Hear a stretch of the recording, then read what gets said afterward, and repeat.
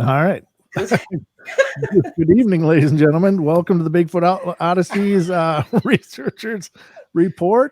I'm already making this a train wreck, which is my biggest fear going into this, by the way. But I am joined by my good friend and co-host, Don Longbeard. Good evening, ladies and gentlemen. I'm getting my own voice feeding back at me, so this is already perfect.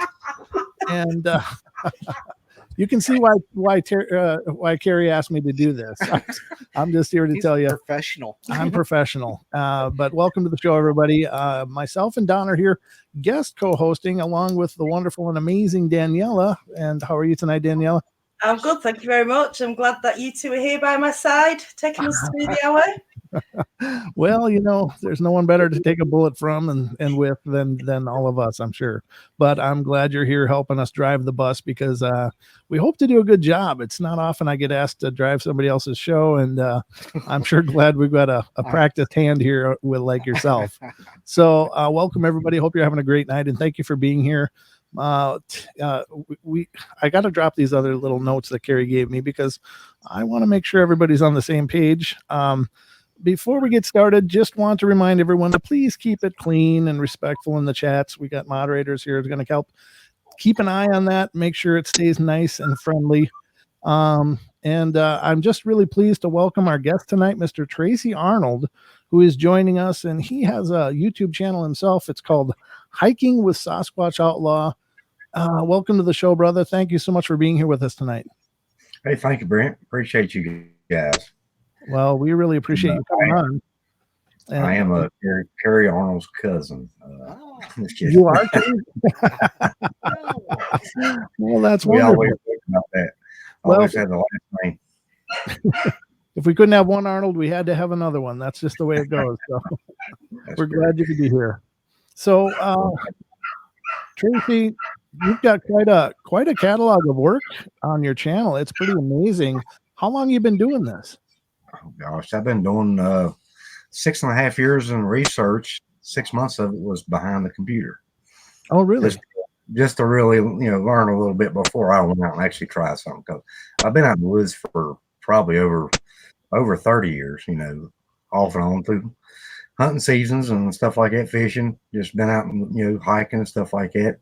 Mm-hmm. But never give it two cents of a thought. Sure. Bigfoot. What made this happen for you? What was there a catalyzing event that made you start this journey? Where did it begin? Well, I'll be honest with you, my son talked me into watching Finding Bigfoot one night, which I thought was a joke myself. Uh-huh. It's kind of like one of them deals where, like, I ain't wasting my time watching the show. I think it's a bunch of BS. Sure. Next thing I know, the next season, the second episode of season 2, he talks me into watching it, and I actually hear this vocalization on there that was recorded by a couple of guys from Ohio, and it was the yelling and stuff, and I was like, okay, it sounds very familiar. I was in shock, kind of, because it was so familiar to what I'd heard as I was 7 or 8 years old. Mm-hmm. Burning copper wire for a living. Me and my dad, and I, we make a little extra money out of it, but I heard that as a kid, and I was like, well, maybe there was something to it. Well, then later on, he talked me into going out with him. He was just a little tight then, and then we went out to what we call now we call it Rock Chuckers Mountain. But the very first night we went out up there in that area, we actually had a 9 1/4 pound rock thrown at us out of probably 30, 40 yards away from us. So, and it was that's what got it kicked off, really. I had to learn where the rock came from first. I was like, what could throw a rock? A bear? No. Was there moonshiners in the area? No, because there's no creeks. But, it's kind of like that kind of deal where I had to go through and make sure that there wasn't nothing else there. Right. Wow. And so you decided there must be something to this, and you started your research. What kind of researching did you do? I mean, was there any voices in the community that you really gravitated towards as what they were saying seemed right to you? Or I don't want to call out any bad talk or anything, but it's just really curious to me when people get into it, What really hit you with as far as who you emulate in your work? Well, as far as I can go is what I find for myself. It has to be my own discovery first. Mhm. As far as gathering information from probably about 900 people on Facebook. Ooh, yeah. I mean, that's what you do first. You go out and you get all these people's information and find out what they're doing in certain areas. Well, the thing that really that really struck me is the sightings in the actual 9 counties that I've been in. Mm. That first 7 months, I think I got like 76 reports from Oh. 3 different counties. Wow. Just by running ads, just by being out and out in the public, actually running into people into the woods. That I'd always say, "Hey, have you ever had anything strange happen up this way?" And there was this one night, I mean, and it would go on and on and on. It'd be like something would always come up, every 2 to 3 days or at first. And of course, I was hard at it. But one story that sticks out to me is my wife's uncle. He had passed away probably 2 weeks after giving me the story of having 2 different encounters in one certain area, what I call Sasquatch Mountain now. But he actually was on his deathbed with he had ALS disease, Oh. and couldn't even speak, but he wrote encounters down. He actually had my wife write the encounters down. So, Wow. and it was that lured me even stronger because he died, and he had these encounters in that certain area, and that's where I really kind of got in over my head, because in probably a month's time, I had like 13 encounters from that particular area where he had his encounter from, and Okay. I kept driving and driving and driving. So, what did you do? Did you start setting up some of your own research areas? I'm sorry, I got a click going here. It's on this side of the computer. Okay. Yeah, I can hear it. So you started setting up your own research areas based on the accounts that you were getting. Yeah, yes, ma'am. I sure was. Pretty much whatever happened in that area, or what was the significant thing that happened in that area, is what I call it. Rock Chuckers Mountain, Sasquatch trails, where I find most footprints. I got this one area.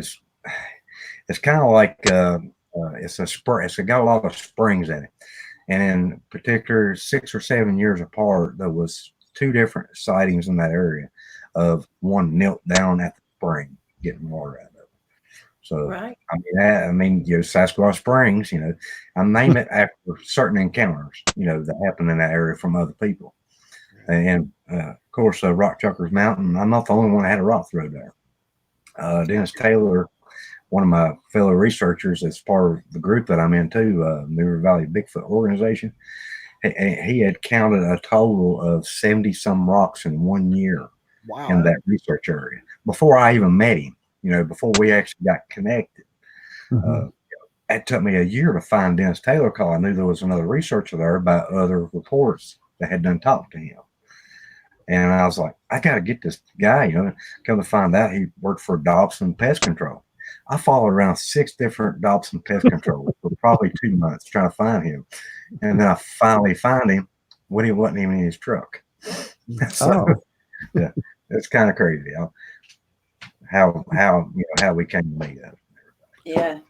That's So, in Go ahead, terms of, go on, sorry. No, go ahead.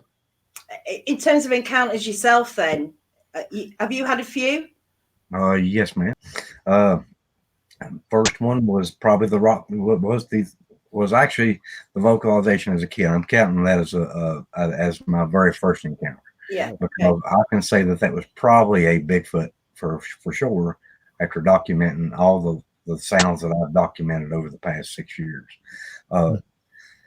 The one that sticks out to me the most happened August of 2015, broad daylight encounter. I wasn't even at that moment. I was not even looking for Bigfoot at all. I was looking for a picture of the waterfall. Mm-hmm. I actually had this cell phone right here. This is the antique, and I had that I ended up taking pictures of the water, getting closer to the waterfall. Here, a snap off to the right. Okay, must have jumped up a deer. I kept walking. Then just, within a few feet, I froze. And I'm holding my camera just like this way, walking up the trail, which is handicapped accessible. Wouldn't think, Bigfoot would be in that area for sure. Right. And I'm looking for this opening. Well, foot froze to the ground. I'm sitting there, and I got all these hairs on the back of my neck standing up, all the arms on my hair standing up. Hairs on top of hair standing up. And then I looked to my right, and in between the laurel, probably as wide as I had a Jeep Liberty at one time, as wide as the hood on my Jeep Liberty, was squatted down. I didn't know this at the time. Was squatted down a Sasquatch, and it was massive. His head was wide. His eyes were big. His mouth was even open. Like it was like me. I was in shock too. I think I shocked it as much as it did me. Wow. And I'll put it this way: then it may have lasted 6 to 8 seconds. It seemed like forever, but I treated it like a bear, and I started backing out with the camera in my hand. Wow. I could have just hit picture, but it was like I was frozen. Everything, my digits, everything was frozen except for my legs, and that's when they started moving. And I was like, and as soon as I got turned around, well, I didn't actually turn around. As soon as I got turned, going in the direction with my eyes still looking toward the direction that this creature was sitting at, I actually turned around, looked down at my phone, and thought, okay, video record myself going out. That was the next thing. I mean, I was like, yeah, so if this thing comes after me, it's going to kill me. I want to make sure that these people see what happens. I mean, it was huge. It could have picked me up by one hand and probably broke my neck easily. But I didn't see his hands. All I seen was this from mid torso up. But the way it was, I went back up there. It took me over a year to go back, and it took me 2 months to go back in the woods or more. But the way it was crouched down, I couldn't see the hands. I couldn't see neither one of the hands, and it had one arm cocked up. But I went back later, and it was on its knees. Wow! But it was up and over on ahead of me, like that, kind of like you got your trail. It was cut out, and they put the dirt up here. Sure. I thought it was the wall that went over. I thought it actually might have been standing up, but once I went back after a year, it was actually crouched down, and I think it was hunting for that deer that I ran up. I really do. How big do you suppose it was? Now, when you think back on it, how tall do you think it might have been if it stood up? 7.5. That's what I think. Yep, 7.5, easily. Because I was probably seeing 4.5 foot of it, and it was crouched down. Wow! And you take a Sasquatch's leg's supposed to be a lot shorter than the mid torso up. So I'm figuring up, me and 2 other people actually figured up by length of how big it was at the top part that I seen. What would the rest of it be? And it's kind of like a hit or miss, 7 to 7.5 foot. That's a big animal, though. Either way, yeah. But it never made any aggressive move. It just stayed squatted there watching you, huh? It was froze too. It was pretty much froze as well. Wow! But I did see its eyes looking me up and down. I do remember that. It was sizing me up. It was like, yeah, snap you, boy. Did you feel like you sensed it before you saw it, or you literally just laid eyes on it and saw it there?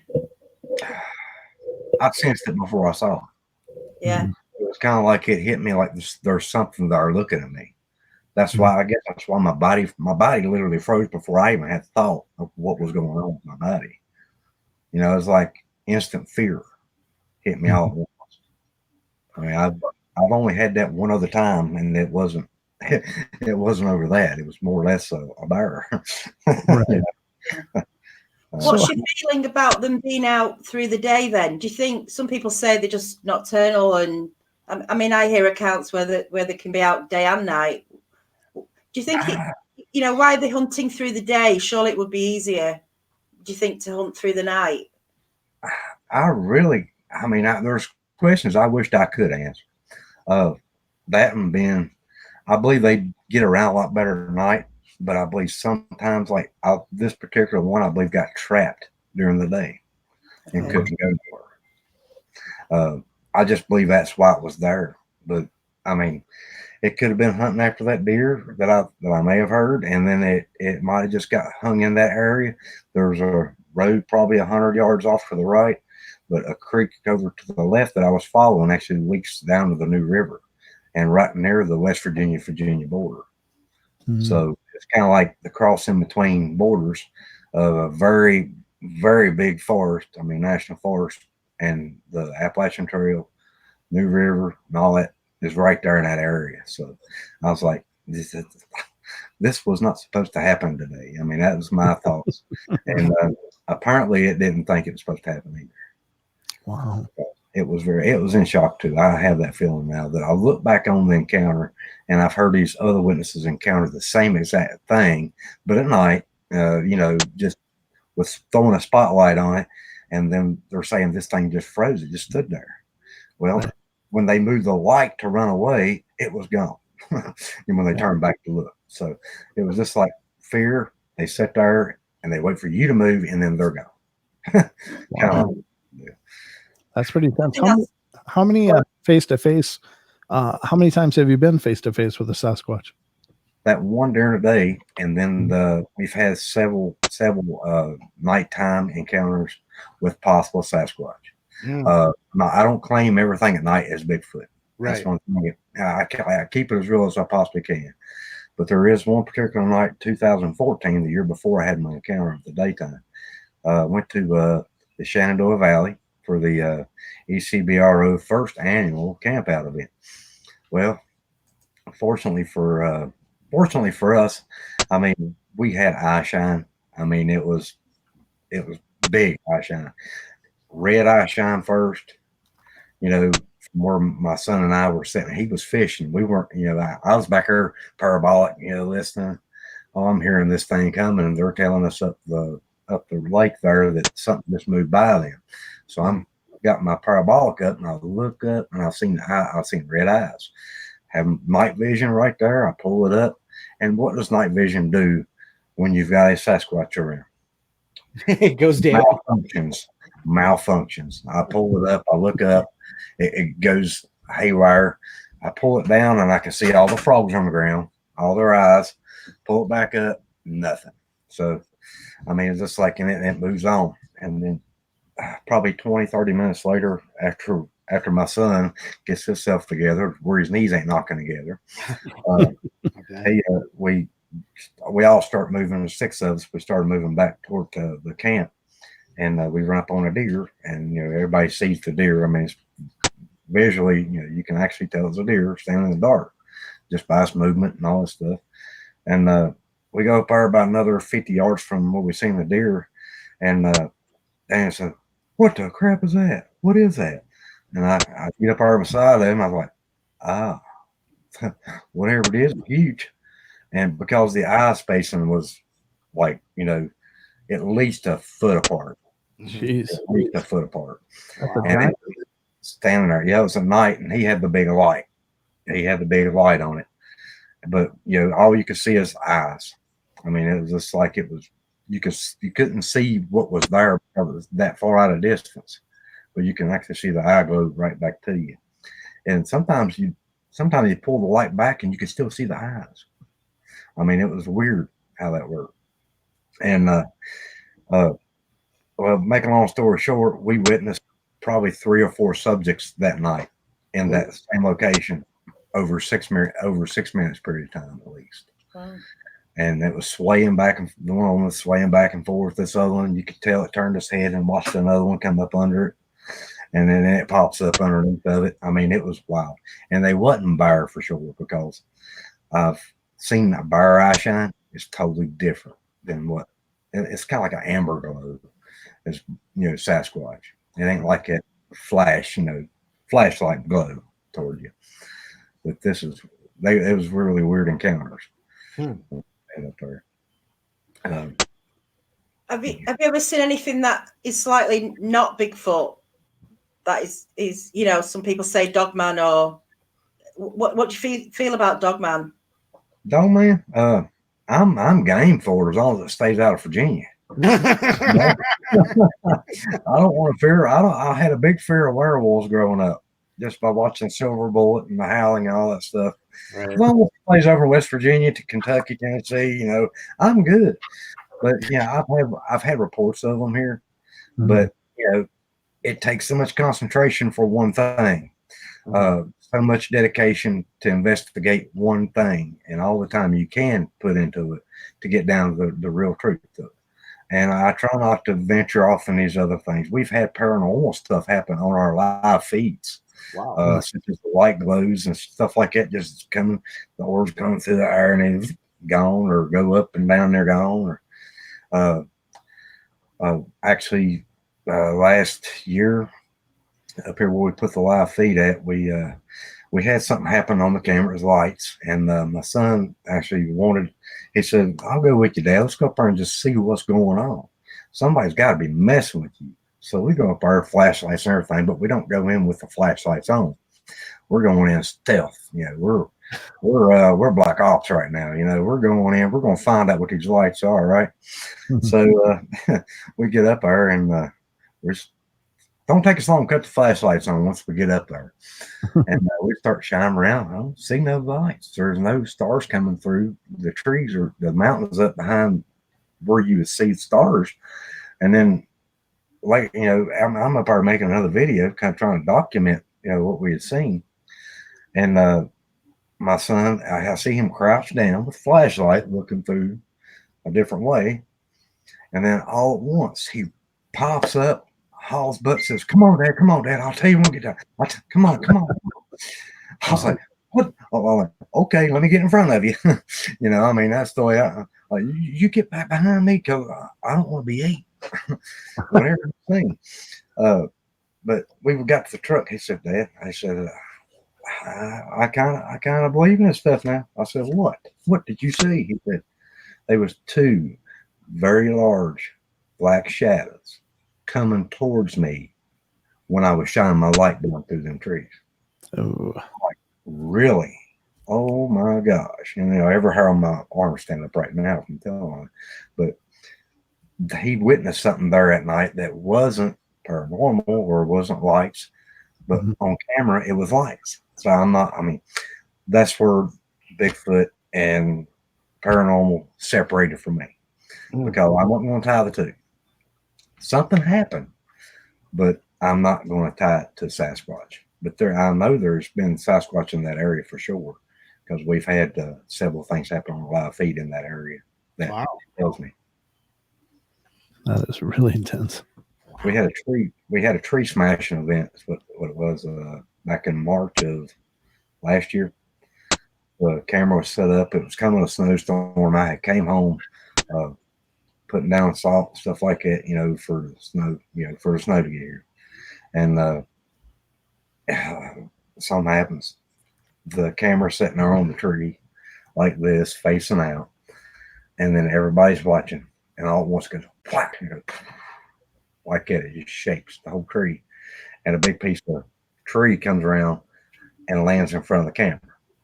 Well, what I think is two different subjects, or three possibly, actually yelled, screamed, and hauled butt out of there while breaking trees down on the way out. And we actually caught that on our live feed. And several people, I'm sure there's people in the chat, I can't see it right now, but there's probably several people in the chat that actually eyewitnessed that. Wow. Yeah, well, we'll get them up in the chat soon. Cool. I've got some photographs you sent. Yeah, I just sent you a bunch of photographs. That's all I had. Well, let's see what I can do with them, because there's I might quite be able to explain some of them. Yeah, okay. Let's go with this then. Hang on.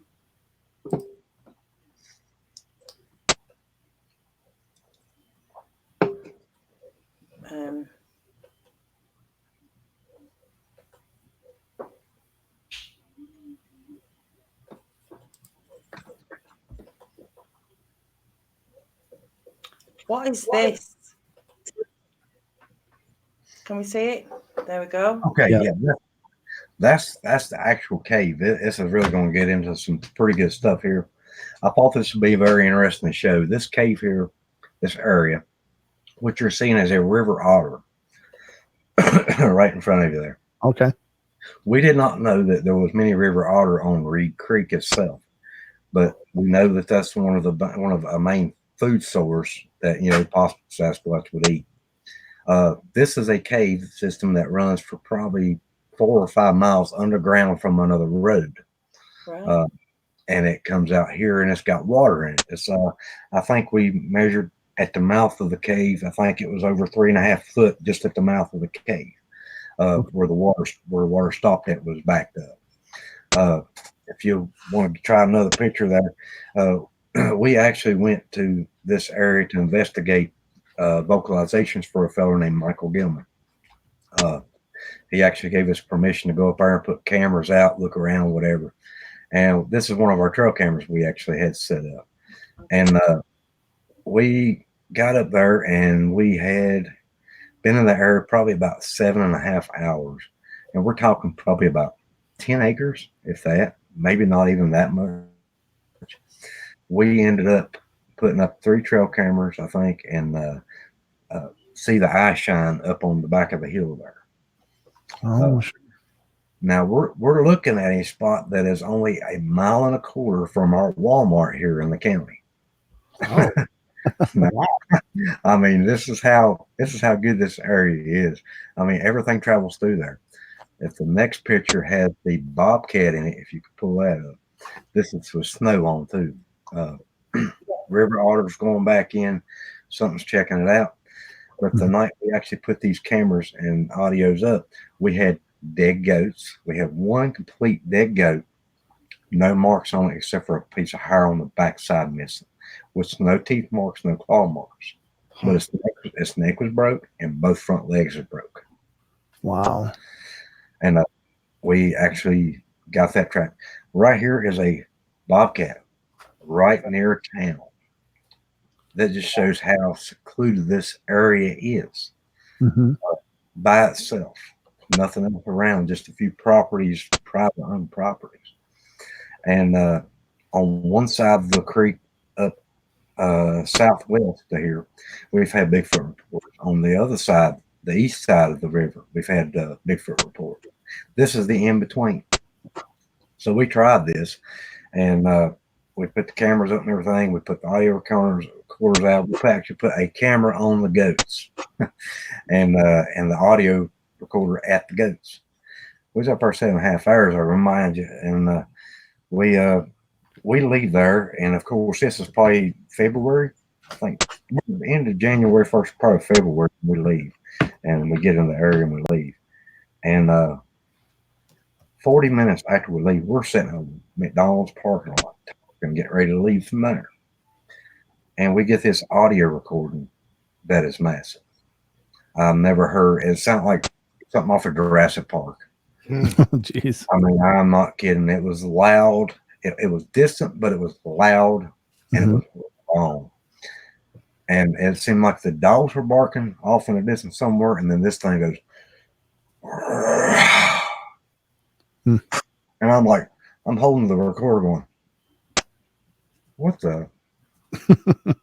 I'm taking like triple takes on the recorder. Right. And I hate to go back, listen to it, and share it with everybody. And everybody's saying, there is nothing that I can tell you that makes a noise like that. I even go to the, hunters that don't believe and, say, well, what the heck what made this? That ain't no cat. And it ain't no coyote either. I don't know what that be. Right. I'm like, and, Michael Gilman was the kind of person that won't mess with you. He was just as curious about that as we were, because he had heard the vocalization there before. And that's what brought us there. And apparently, whatever killed the goats, whatever, is living in that area at that time of year, is huge. It leaves prints. I think we found one significant possible Sasquatch print that was just a little bit over 12 inches long. I mean, it wasn't huge, but that's a big indentation in the ground, in the hard ground. So that just Wow. spelled everything out. But That's not it. I Sorry, gotta I'm say, trying to get the one. right? Oh, okay, yeah. Them are And just again, little tree yeah. structures like that. Yeah. Yeah. Those are real You know- common too, and they're seen all over the place. I'll be really excited to hear when somebody figures out just what those mean. You know, because they got to be. What's that? I believe they're playing tic tac toe, and this guy here won. He got 2 extra. I mean, I really don't know. It's really strange how everything is, but at the same time, humans, loggers. I mean, there's all these possibilities. I don't rule that tree structures are all Sasquatch related. I just think that just very, very few that people see that are Sasquatch related. Yeah, there's like something this like one. Yeah, this one really it doesn't seem to be any way that it would be naturally produced. No. and then I'm sorry. No, you go ahead. Well, I was going to say, because look at them, because some of the structures we've seen in our area, the branch, the trees, the saplings are bent over and they're not broke, which is not something a person can do in general, unless they're like 7 or 8 feet tall and can grab the top of that sapling and just pull it over. Most people would grab it and kind of shimmy up it and pull it down, and that would most of the time cause breaking. So, yeah. Right. Yeah, that's really impressive. Wow. Very. And those two pictures there were in the same area together, and there was actually saplings that were 7 foot tall that were totally broke off from the tops of this in a circle. Oh, and I can get all that in one picture, but I got 7 of them, together. That's cool. Well, Daniela, should we do some paying some bills here quick? Yeah, sure. That time. Do that. Right away, ladies and gentlemen. I just want to make sure it was something I probably should have mentioned at the beginning of the hour, but I think since we've all got your attention here, I just want to make sure to talk a little bit about the GoFundMe expedition that's being planned for spring of next year. And you can certainly help make that happen by going to, and well, Daniela, do you want to explain a little bit about that, or how they can see the video? I know they're wanting to raise funds to do this expedition, to go down with a team of 6, I think, or 5. I'm not exactly sure on details, but they're going down. Kerry wants to film it and document, and they want to go out and see if they can get some evidence and bring it back for the march in Washington. Right. Yep. Bring something solid. Try the things people haven't been trying. Actually going out there and doing it, and yeah. I think it's quite a big step. Actually, it's quite a big. It's amazing. Yeah, it's an incredibly ambitious project. With both Dee and Kerry teaming up on this, it's just going to be an epic undertaking. So Kerry set up a GoFundMe, and he'd really appreciate if people would, even if everyone just puts $1 in, $1 really together as a community, we could really come together and make this happen and raise the money. So I've put the description in the link. I've also put a link to, and I've not put a description in the link. I've put a link in the description, and I've also put a link to the video that Kerry made with DDoS on the night, explaining everything. So if everyone wants to go back there and have a look at it, Kerry explains it far better than I do. So yeah, that's all there in the description below. Yep. And if you're just listening and not able to see the description, just go to GoFundMe and look for Expedition BDRP Odyssey. So hopefully you guys will help make that happen. That'll be a fantastic undertaking, and a lot of great things could come of that. So I hope you all will give a hand and make that a reality. But I hope you're be sure, guys, to check out the Paranormal Gift Shop. I got to move in a little bit to make sure I got all the notes up here. The link is in the description of this video, and they've got novelty items and hundreds of other gift items, from UFO to ghost to Bigfoot and many others. Act now, because for a limited time at the Paranormal Gift Shop, you can use promo Bigfoot Odyssey 10 and receive an additional 10% off of every purchase. So perfect. Thank you, Tracy. Tracy's pointing out the description. Our Vanna White, he's helping us see it. So perfect. Thank you. And then also, ladies and gentlemen, just keep in mind that too much of our natural nation's farmland remains underwater, and storms continue to rake the heartland, knocking out power repeatedly for millions of people around the nation. And it's been a bad year so far, and hurricanes and wildfires are just getting underway. So when emergencies strike and the power goes out, it closes the stores. So you should have a backup food supply standing by in your home, ready for use. And ladies and gentlemen, I used to work in the preparedness industry, and let me just tell you that there are so many reasons. There are so many reasons to prepare, and it's really the right thing to do. It's something that our ancestors did, and it's something that's kind of gotten lost in our modern sensibilities. But you can only do yourself a favor by having something standing by. You got to have a plan B in today's world, because we're so westernized to plan A that if plan A is gone, we're at plan 0. Nothing. We got nothing. So you got to help yourselves out. So right now, you can get a 1-week emergency food kit. Is being sold at 48% off regular price when you go to our special website, preparewithbigfoot.com. Again, preparewithbigfoot.com. It's got breakfast, lunches, dinners that last up to 25 years. My Patriot Supply ships fast as well, with 1 business day right to your door. So when it's breaking news, it's too late to prepare. Do this now so there are no surprises. And save 48% rather, at preparewithbigfoot.com. Again, preparewithbigfoot.com. So all of that will definitely help keep the lights on here, and it'll help you guys out as well. So I don't know what more I can say about that. Again, I'll put the link in the description below. So anyone wants to check that out, click that link and it'll take you exactly where Tracy's pointing to now. That is where it'll take you to. That's awesome. Put our guests to work around here, I'm telling you. Man, I worked all day. I have to work over today. Dang. Oh, did you?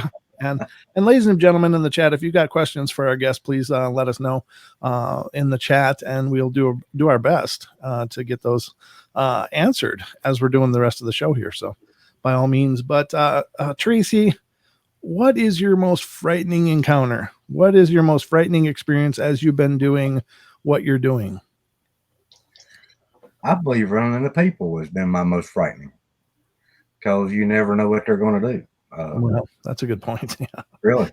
I mean, running into people is more frightening than running into a bear anymore. There's particular reasons, because one of our projects I was supposed to start this year, the Appalachian Trail Project, where I was going to deploy several, from I had several people in line to send them trail cameras to do trail cameras like they do in out on the Olympus project. It's going to try it here on the Appalachian Trail and do the same thing.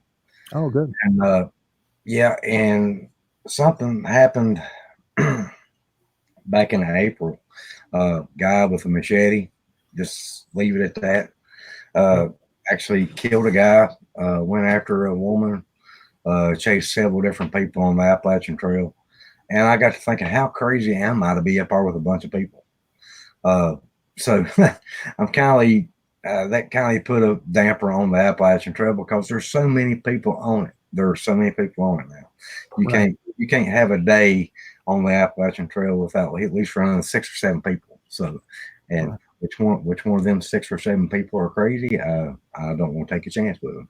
That's my most terrifying thing, is run up on somebody in a research area that's not supposed to be there, and not knowing their intentions. Yeah. No, that's a great angle. I never would have thought of that, but you're right. Most things that are happening in nature have a level of predictability to them, except people don't. The people are completely unpredictable and come unhinged. And you're absolutely right. That's a great angle on that. Wow. We've got some questions coming up. But before I put one up, can everyone please go and give us a thumbs up? Oh yeah, come on, guys. Just click that X, go back down, click the thumbs up, and I would greatly appreciate that. So one interesting question here is, what do you guys think about infrasound, and do you think Bigfoot uses it? What do you think, Tracy? Yes, I do. I believe they use infrasound. I believe they use that to their ability to get away from you, or to run up prey for themselves. They can run up a deer without having to show themselves and run them right into them. I mean, I've actually heard witnesses say that the deer was running toward the Sasquatch. What would do that? There would have to be another one over here sending a wave of signal or something. Oh, I lost my chair. I got everything propped up against the wall in there. But I've heard of people saying that this Sasquatch probably lets off something, a stench or a vibe, to this deer, and it runs it right into the other one as they're hunting.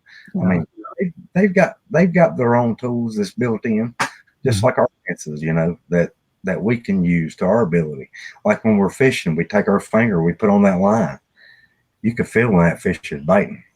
Sure. Yep. So they've got tools that they use. Yeah. You think anything was used on you the time you saw one by the waterfall? Absolutely. A little bit, yeah.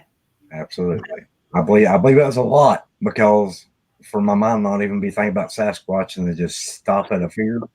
Yeah, that was a big hit or something. Yeah. And I have been hit up here on what I call Sasquatch fields with infrasound, I believe, and I got so disoriented that I was stuttering. I was live. I couldn't talk. I was, what is going on? I pretty much, about hit the ground. I mean, I was going for the ground. I mean, seriously. And I don't know what it was. I didn't know if it's paranormal or if it was one of these electro lines that run through the earth that everybody talks about. Whatever. I didn't know if I was standing in something that I wasn't supposed to be standing in. Right. For all I know, but it wasn't right. It wasn't right. I mean, some things you feel in the woods, it's like bear. I can feel a bear when it's in the woods, and bless you. And and usually when I know there's a bear in the woods, I know it's usually going the other way. It's not going to run toward me. It's not going to stand there long. It's going to run up a tree or run the other way. So, sure. Okay. What's the tallest Sasquatch you've heard reported, and where? Oh gosh. Well, I've heard of 20 footers, but I mean, they say, don't they? The further north you go, the taller they get. Realistically, in the most reports that you can possibly get, 14 feet is about the tallest I've heard of being average. Of the largest is 14 feet, and that's accurate with other people's reports.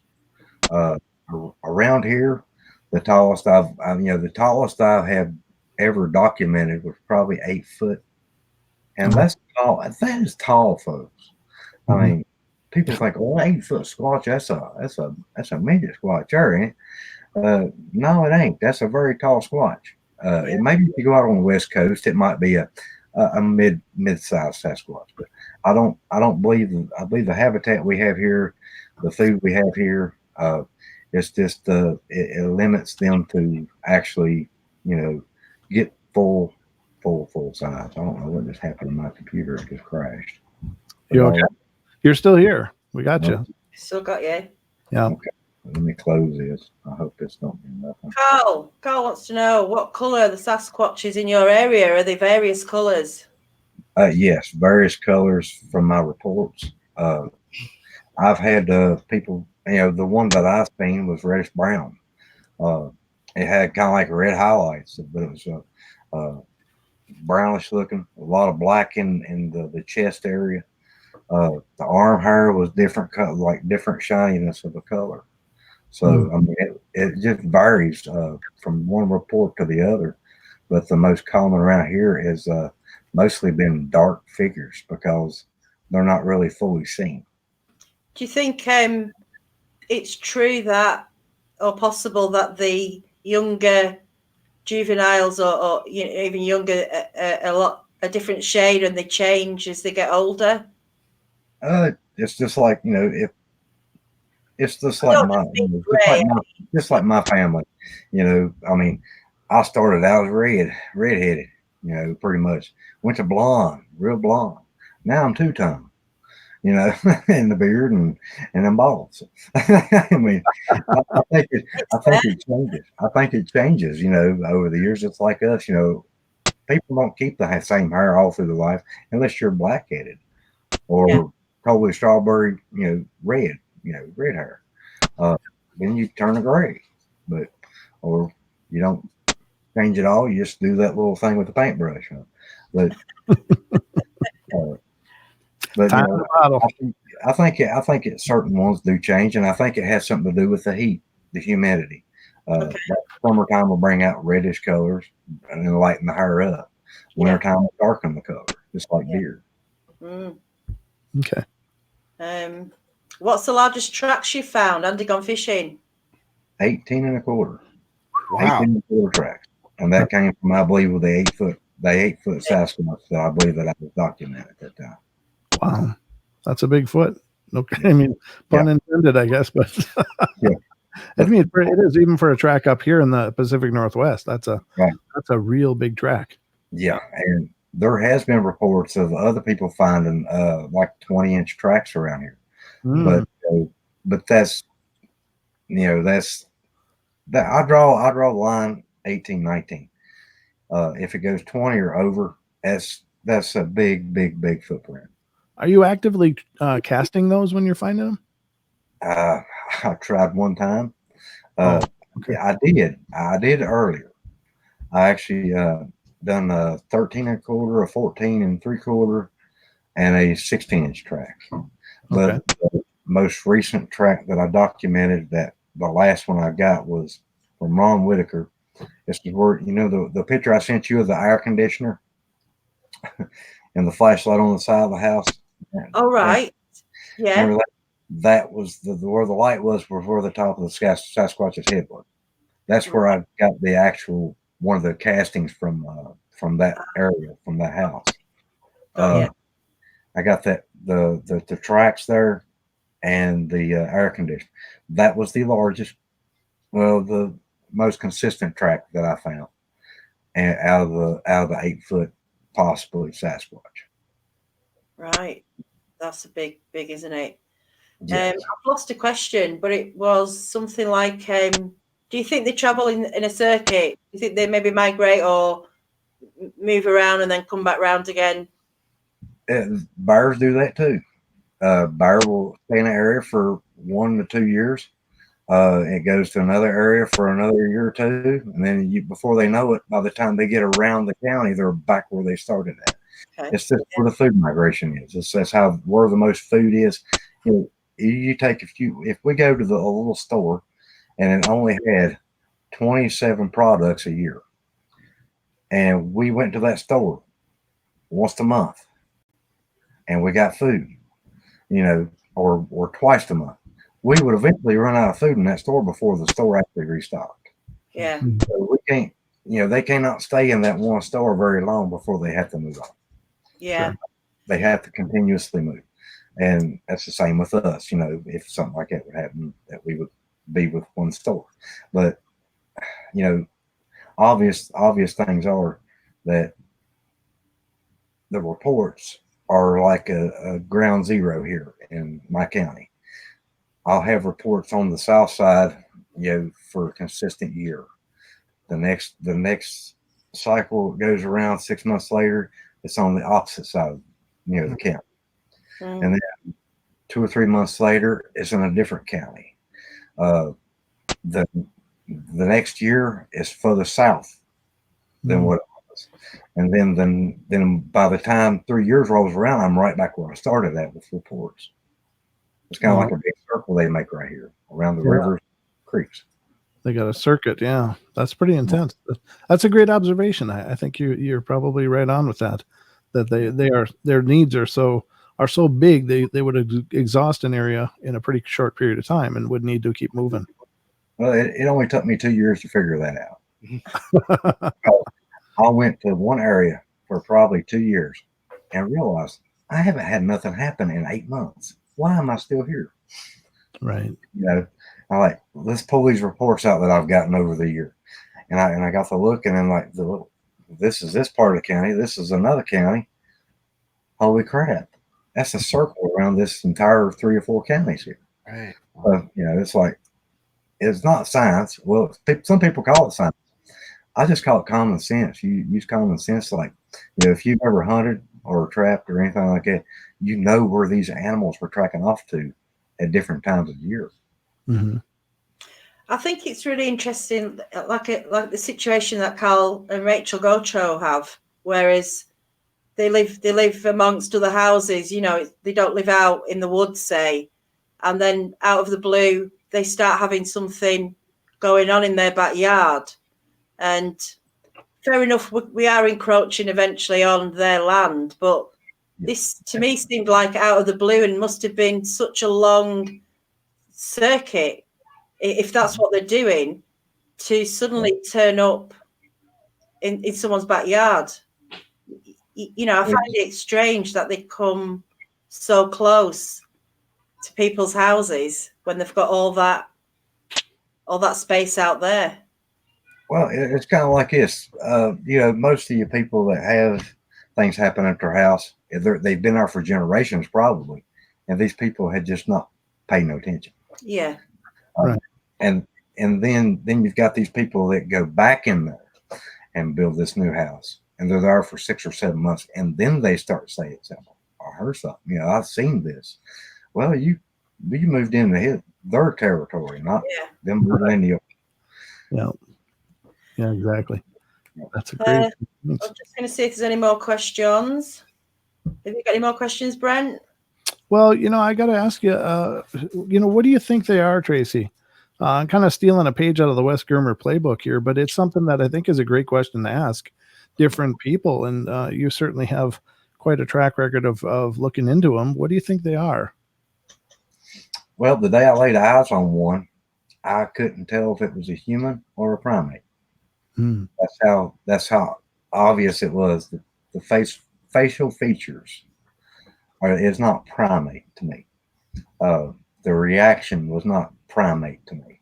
Mm-hmm. It was more of a knowledge. It had more of a knowledge than any kind of a primate would have. Mm-hmm. It would have like a human, like, you know, common sense factor. I couldn't really tell you what these things are. Okay. I mean, it's kind of like this. I can tell you that they do primate things, Mm-hmm. twisting trees, bellowing out in the middle of the night, knocking on trees, or whatever else has been documented by others and myself. And then you've got the smart side of them that they've not been documented as a species yet. Right. That's very smart. That's intelligence. And for them to go as long as they have without really even I mean, I've seen the Minnesota Iceman documentary. I'm not on the boat too much with a lot of that stuff. I really haven't really looked into that. But to look at these things personally, face to face, they're their own species. Yeah. For my own opinion. No, I think, and there's like, you know, everybody's right until we know for sure. So every opinion is just as valid as any other one. But you're right; they're incredibly intelligent. They're incredibly adaptable. They just seem to always be a step ahead of us. I was watching a show, a channel called How to Hunt, and the guy said, you know, they got us outclassed like 500% in their element, and it's true, they really do. But they seem to always be a step ahead. But that, you're right, that would require intelligence. That's not just dumb luck. That's intelligence. So, well, you know, you can take a monkey and train it how to do a lot of things. Right. But you had to train that monkey how to do it. Mm-hmm. Yep. These things, I don't think anybody's trained them. No. I think they learned. They evolved. They learned how to do it without help. there's a lot of things that we've done as humans. Mm-hmm. We've done it without help, but there's things that we can't do that we're going to need a lot of help with, and that is researching and keeping stuff true, keeping stuff real, and staying away from all the artificial flavors of Sasquatch community. That's what I call. And they leave a bad taste in your mouth sometimes. Yeah. Right. Now, Tracy, since we're kind of winding down to the end of the program, can you let the listeners know how to stay in touch with what you're doing? Give out your channel, your Facebook information. We'd love to hear it. I got a lot of it. I've got Instagram, Hiking the Sasquatch Outlaw, Instagram, Twitter too. And I do a little bit there, and I do mostly on YouTube, Hiking the Sasquatch Outlaw YouTube channel. Come and subscribe and help us out. I mean, that's the way I do it. I don't go by views. I don't go by monetization. I've got monetization, but trust me, it don't go nowhere. But but you know what I do is to try to bring you with me. I do live feeds all the time. I mean, I just done last couple of days. They were over 11 hours long, but one of them was during the day. It was a couple hours, and then the ones at night. We put lights up. We put mirrors up, so when the lights come on, that we can see what comes around the camera. You know, if something does come close. And people ask me all the time, "Why do you think you're actually going to catch something on live feed on the camera?" Well, I mean, Patterson Gilman, you know, they didn't know they were actually going to see Patty that day. They took it to document what they could find. And I mean, and other people's done it as well, not just them. They took these cameras out, just a possibility. If you don't take the chance, you're wasting time. Yeah. And I take my cameras, I put them out, my live feeds, and I ask people to come in and join as much as they can. And sometimes it gets very interesting. We hear by 2 feet walking through the woods, crush, crush, crush, crush. Sometimes we'll hear a wood knock or a whoop off in the woods somewhere. We don't always see anything, but when we do, it's very interesting sometimes with the lights and everything that happens. So, if y'all want to, contact me on Facebook or private message, it's Tracy Arnold. And plus I got the New River Valley Bigfoot Facebook page too. I started it right after I started really going out in the woods documenting. So everything starts there. So I'll put your link as well in the description below for the YouTube channel. I actually have watched a few of your streams, but they're very late at night for me. So I tend to drop off, unfortunately, but that's not because of you. But I noticed today you were on through the day, which is a surprise. I never normally noticed you streaming through the day. So, actually, my phone is still up there. I thought I was running late here because you said 7 o'clock. Well, I got off at right at 6:25 Eastern Standard Time. Oh, so right. As I was getting home, I was going, okay, I got to hurry and get home. And when I got here, I was like, let me see when the show is, and you said 7 Central. I'm like, oh, okay. Well, I'm early. But I actually had to work over a little bit to see him, but that didn't hurt me. And, sure. Well, thanks for coming on tonight. I've really enjoyed talking to you and learning a lot more about you. Okay. I just want to put a shout out as well before we do sign off and say goodbye to everyone that we want your encounters. If you've got some encounters you'd like to share with us, please write to yourbfstory@gmail.com, and we would really appreciate that. So, Brent and Dom, thank you very much for tonight. You've been amazing. Well, thank you for letting us help you drive the boat for a night. I would say crash the party. Well, we really enjoy what we do, and it's always a pleasure to have a chance to be introduced to a whole new audience. And thank you all for putting up for us in place of Carrie. If you want to stay in touch with what we're doing, check out the Paranormal Portal page here on YouTube or the podcast or wherever you want to. We're all over the place. We're everywhere. But thank you guys for putting up with us for an hour. We had a lot of fun. Tracy, thanks for being with us. Nice to meet you. Hey, thank y'all for having me, and nice to meet y'all. Nice talking with y'all. Thank you. And hopefully we'll see everybody here on Saturday where we're going to be talking to Daniel Benoit. So I look forward to seeing you all then. Thanks very much. And we'll see you soon. Bye, everyone. Good night.